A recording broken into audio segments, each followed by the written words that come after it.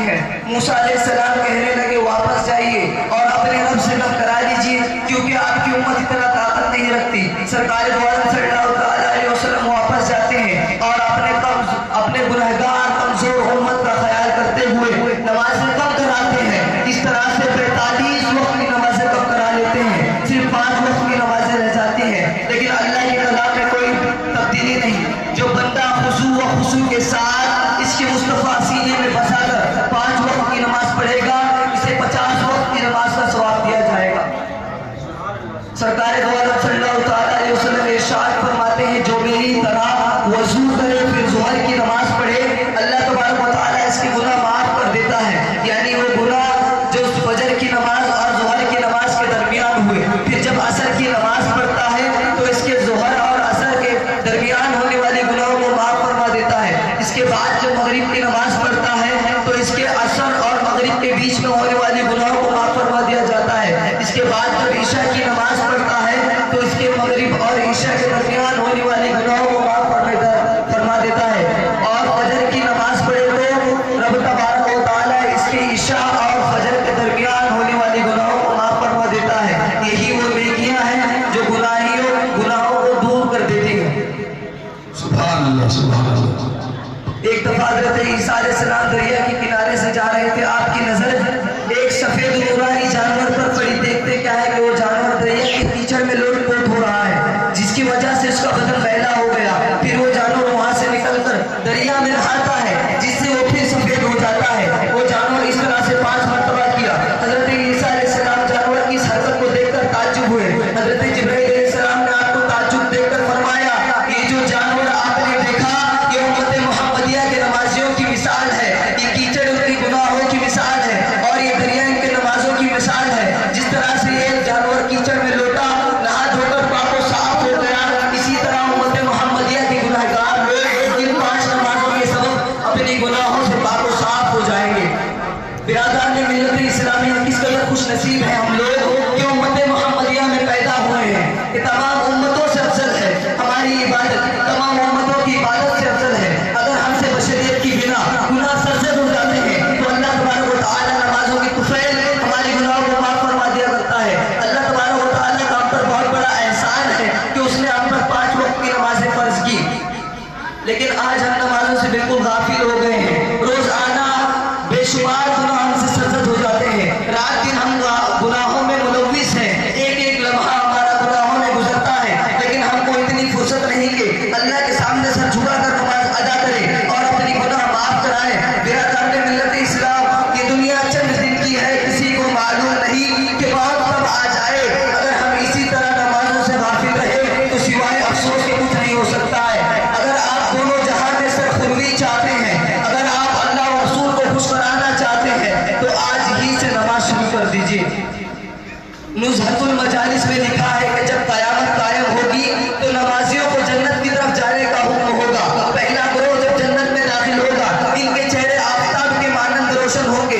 ان سے پوچھا جائے گا تم کون لوگ ہو؟ وہ کہیں گے ہم دنیا میں نماز پڑھا کرتے تھے۔ فرشتے ان سے پوچھیں گے تمہاری نمازوں کا کیا حال تھا؟ تو نمازی کہے گا ہم اذان کی آواز سننے سے پہلے مسجد میں موجود رہتے تھے۔ پھر دوسرا گروہ جب جنت میں داخل ہوگا ان کے چہرے چودھویں کے چاند کی طرح چمکتے ہوں گے۔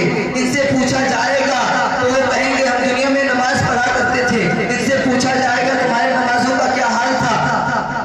تو وہ کہے گا ہم اذان کی آواز سننے سے پہلے وضو کر لیتے، پھر جیسے ہی اذان سنتے فوراً مسجد میں حاضر ہو جاتے تھے۔ پھر تیسرا گروہ جب جنت میں داخل ہوگا ان کے چہرے ستاروں کی طرح چمکتے ہوں گے۔ ان سے پوچھا جائے گا تو وہ کہیں گے ہم دنیا میں نماز پڑھنے والے تھے۔ فرشتے ان سے سوال کریں گے تمہاری نمازوں کا کیا حال تھا؟ تو وہ کہے گا ہم اذان کے بعد وضو کیا کرتے تھے۔ برادران ملت اسلامیہ جہاں تک ممکن ہو سکتا ہے اذان ہوتے ہی نماز کے لیے وضو کر کے تیار ہو جانا چاہیے۔ طبرانی میں ہے کہ سرکار دو عالم صلی اللہ علیہ وسلم ارشاد فرماتے ہیں کہ جب بندہ نماز کے لیے کھڑا ہوتا ہے تو اس کے لیے جنت کے دروازے کھول دیے جاتے ہیں۔ اس نمازی اور پروردگار عالم کے درمیان جو حجابات ہوتے ہیں ہٹا لیے جاتے ہیں اور حوران جنت اس نمازی کا استقبال کرتی ہیں۔ معلوم ہوا کہ واقعی نماز قرب الہی کا ذریعہ ہے، نمازی جنت کے مہمان ہیں۔ हुजूरान जन्नत इस नमाजी का इस्तेमाल करती हैं। आयाउल उलूम में इमाम गजाली लिखते हैं कि जब मोमिन बंदा नमाज के लिए खड़ा होता है तो इससे 10 फरिश्तों की ताज्जुब करती हैं और हर सब 10,000 की होती है। इन फरिश्तों की तादाद 1 लाख है। अल्लाह तबारक व तआला ने 1 लाख फरिश्तों के सामने इस नमाजी बंदे पर फख्र करता है।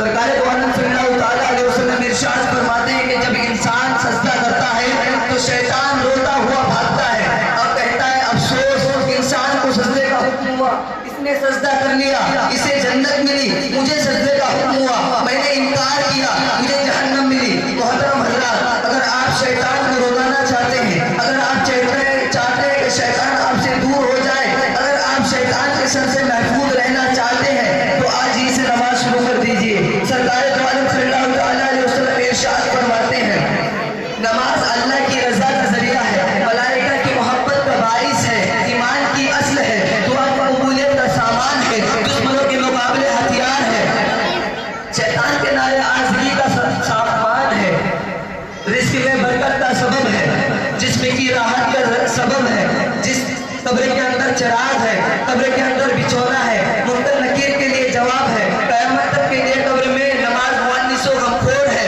और जब क़यामत होगी तो यही नमाज उसके ऊपर शायबान की तरह होगी, इसके सर का ताज और बदन का लिबास बनेगी, इसके और दोज़ख के दरमियान हाइल होगी।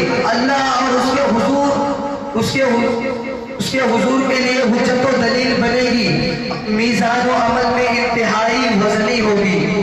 अल्लाह सरकार दो आलम सल्लल्लाहु अलैहि वसल्लम इरशाद फरमाते हैं कि बंदे पर अल्लाह तबारक व तआला का सबसे बड़ा एहसान ये है कि इसे 2 रकात नमाज अदा करने की तौफीक दी गई। बुजुर्गान दीन नमाज की बड़ी कदर करते थे, इन्हें नमाज से बड़ी मोहब्बत हुआ करती थी, जैसे मौका मिलता वो हज़रात नमाज शुरू कर दिया करते थे और हर हाल में अपनी पसंद को अल्लाह की खुशनुदी के लिए कुर्बान करते हैं। मोहम्मद बिन सरीन इरशाद फरमाते हैं अगर मुझे जन्नत और 2 रकात में से इन दोनों में से एक का इख्तियार मिले तो मैं 2 रकात नमाज इख्तियार करूंगा, क्योंकि 2 रकात नमाज में अल्लाह की रज़ा है और जन्नत में मेरी रज़ा है। बिरादर ने इस्लाम, जरा गौर कीजिए कितना फर्क आएगा हमारे इस्लाम के कराम और हमारे दरमियान कि वो नमाज को जन्नत पर तरजीह देते थे और हम दुनियावी मामलात को जन्नत पर तरजीह देते हैं। अल्लाह तबारक व तआला क़यामत के रोज़ इरशाद फरमाएगा ऐ फरिश्तों मेरे हमसाये को बुलाओ, तो फरिश्ते ताज्जुब करेंगे और हैरान व परेशान होकर अर्ज करेंगे ऐ परवरदिगार तू तो मकान व ज़मान से पाक व साफ है, तेरा हमसाया कौन हो सकता है? तो हुक्म इलाही होगा मेरा हमसाये मेरे वो बंदे हैं जो मस्जिद को मेरे ज़िक्र से आबाद रखते थे, कुरान शरीफ को शौक़ से पढ़ते थे, कुरान शरीफ को शौक़ से पढ़ते थे और इसकी हिदायतों पर अमल करते थे, यही लोग मेरे हमसाए हैं।